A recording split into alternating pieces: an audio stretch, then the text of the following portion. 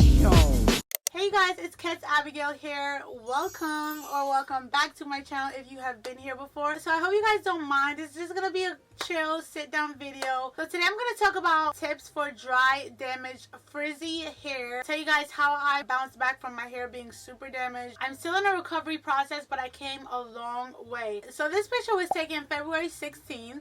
So about a year ago, so maybe a little bit over a year ago. You may think this is day 2, day 3, day 4 hair. No, my hair was freshly done right here. Like, it was crispy, crusty, dry. The ends were straight. And the front of my hair is naturally looser, and I still have some looser pieces right here. But like, my hair came miles in a year, and I just want to share with you guys the tips that I've taken.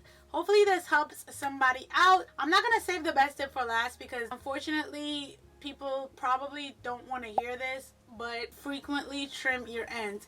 If your ends are at a point where they look absolutely like straight, like not a wave in sight, not a curl in sight, or it's just super stringy to the point where you could see through them, it's probably a good indication that it's time to cut it and let it go. And I was gradually trimming my hair every 3 months very consistently in the beginning of the year when I realized that my hair was damaged. It came to a point where I got 2 large haircuts, and that's helped me a lot.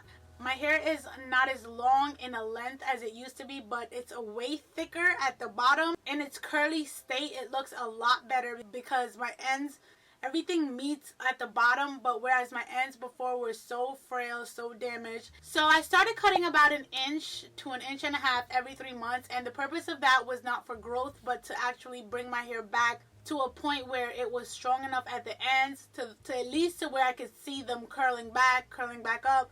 Most of the time, if you have frizzy ends and it's from your mid shaft down, your hair tends to appear very, very frizzy. So gradually cutting that will really do wonders. I honestly also retain a lot more length when my hair is freshly trimmed, so that's just a quick tip that I have for you guys. Another tip that I have is to deep condition your hair very regularly, and this is probably a well-known tip, but I'm a religious deep conditioner. There's not a time where I wash my hair and I don't deep condition it. So my hair got damaged in the first place because of a bad salon experience. I'm absolutely terrified to go to salons now, but my hair got damaged because someone went over my hair 10 times with a flat iron, and I didn't say anything like an idiot, and I paid the price for it. But I was always an avid deep conditioner. That much has not changed, and I really believe that deep conditioning your hair helps tremendously with the integrity of your hair. For the past year, I've actually been incorporating heat. So either I wouldn't like leave it in a shower cap or something like that before, but this time around I'm either sitting under a dryer if I want that extra penetration, or I'm using my hot head deep conditioning cap that I got from Etsy, and that thing is a lifesaver, especially if I don't feel like lugging around my big hooded dryer to sit under. I could just plop on the hot head deep conditioning cap and I'm good to go. So along with deep conditioning treatments, I also did a lot of protein treatments. So my hair regimen went like this. Every week I would wash and deep condition my hair. 2 to 3 weeks out of the month I would use a moisturizing deep conditioner, and at least 1 week out of the month I would use a protein treatment or a deep conditioner with protein in it. There's a difference between a protein treatment and a deep conditioner with protein in it. So I would be very cognizant of the fact that just because I'm using a deep conditioner with protein in it, that didn't mean my hair couldn't use a protein treatment here and there. And the most convenient one for me to use, I've been using it consistently for about a year and I absolutely love it, is the ApHogee 2-step protein treatment. So protein treatments help to reconstruct and strengthen your hair strands.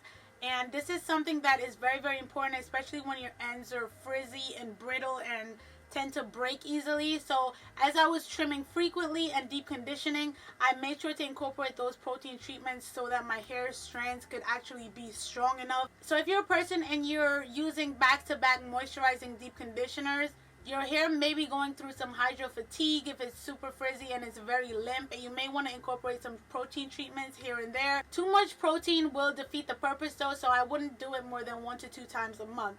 Along with deep conditioning treatments and protein treatments, I also incorporated a lot of other treatments in my hair, such as hot oil treatments, A few of you guys have seen my maximum hydration videos. It's some of the most popular videos that I have on my channel. That treatment helps my curls so much. Like, that clay mask is going to be a part of my staple for a while. So if you have not seen that maximum hydration video, I have a couple on my channel. So be sure to go watch those if your hair is dry, lacking luster, thirsty. You guys, I naturally have dry curly hair, but I do have techniques that I use and treatments that I use to tame my frizz and to get my curls to, you know, pop more. So if you guys struggle with that, definitely watch the maximum hydration video. It's a really good method to just tame your frizz and keep your hair shiny and your curls popping. And not every treatment works for every hair type, so you definitely do have to experiment.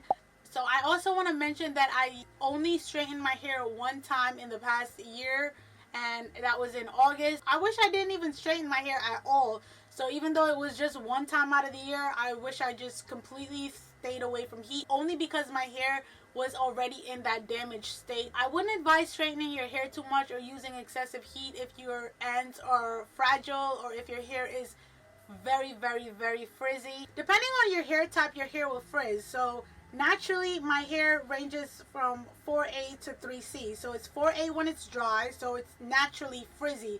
But when I wet it and I do my curly hair routine, if my hair is still frizzy when I'm finished with my curly hair routine, that's a very, very good indication that I need to take better care of my hair. Limiting your use of heat is really going to take you a long, long way. Also, if you're a person that dyes your hair or uses a lot of chemicals, dyeing your hair loosens your curl pattern. Each time you dye your hair does lose some elasticity. I'm telling you. I used to dye my hair black about 1.5 to 2 years ago, and I'm telling you, even just dyeing it black, it definitely loosened my elasticity and it loosened my curl pattern. I don't know, my hair just wasn't as thick. So if you can avoid dyeing your hair or using any sort of chemical, believe me, your hair will thank you for it. That's just my personal opinion. Obviously, if you do dye your hair, just take those extra measures to keep it hydrated, healthy, do your treatments and stay on top of your treatments if you have to dye your hair. Some people just say that they can't live without color because they just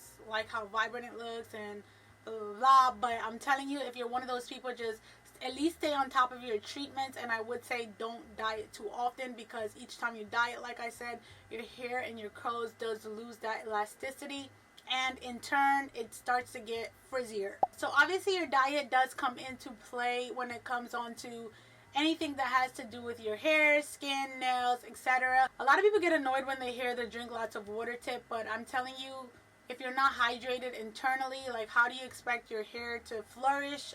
I would definitely recommend drinking at least 8-ounce glasses of water every single day, as well as take your vitamins. Obviously, drinking lots of water, eating healthy, and taking vitamins shouldn't just be about hair, but I'm just saying, if you're not incorporating that into your daily lifestyle, not just because of your hair, but just to benefit your overall health. So the last thing that I want to mention is time and consistency. So consistently applying all these tips, as well as giving it some time for your hair to fully recover.